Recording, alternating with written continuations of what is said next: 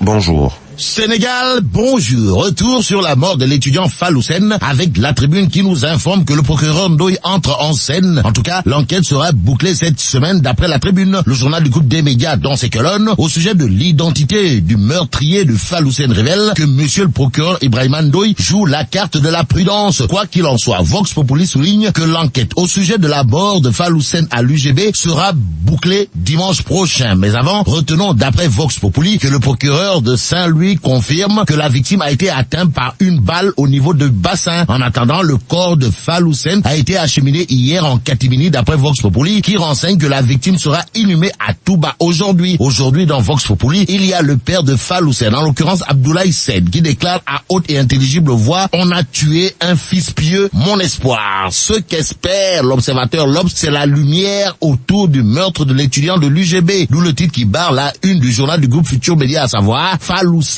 autopsie d'une mort atroce. Au-delà de l'atrocité, il y a Walf Quotidien qui note une bizarrerie aux allures de tchahanerie. Il est question de quoi? Eh bien, Walf Quotidien sur la mort de Falloussène à l'UGB renseigne en effet que c'est la gendarmerie qui va enquêter contre la gendarmerie. Que retenir d'autre sur le décès de l'étudiant Falloussène, sinon ce que révèle Sud Quotidien, à savoir l'UCAD sous haute tension, Macky saisit l'IGE. Saisir l'IGE, pourquoi? Eh bien, Sud Quotidien nous informe que monsieur le président de la République veut voir clair au sujet du système et les procédures de paiement des bourses d'études. Sur ce point bien précis, enquête parle d'opacité totale. En d'autres termes, la gestion des bourses des étudiants, c'est du n'importe quoi. Pire, le bordel, si on en croit enquête dans le journal. C'est Malik Fallou 16 qui élève ou semble élever au rang de MBIP, voire de mais ou pire, les 52 milliards destinés aux bourses dont parle Amadou Ba et ses services du ministère de l'économie et des finances. Au-delà du Sani Djamra, du secrétaire général du SAES contre Amadou Ba, ministre des Finances dans Enquête, il y a dans le journal une interrogation, à savoir, faut-il supprimer le monopole d'Ecobank? Quoi qu'il en soit, Vox Populi est avec Morngom qui reconnaît des fautes pires du tunéisme et du tapaléisme dans la gestion des bourses, et celui qui doit prendre ses responsabilités dans cette histoire d'après Morngom dans Vox Populi, c'est Macky Sall, c'est Macky Sall et c'est Macky Sall. Macky Sall qui aura de quoi dire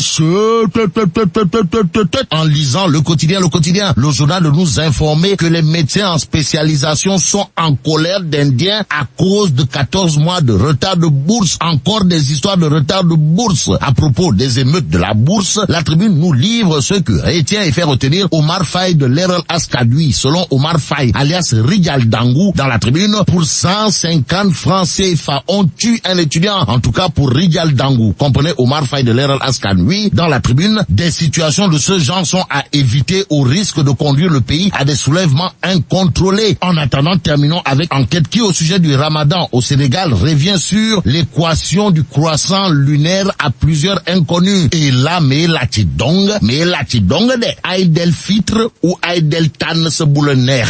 En tout cas, vive le Sénégal.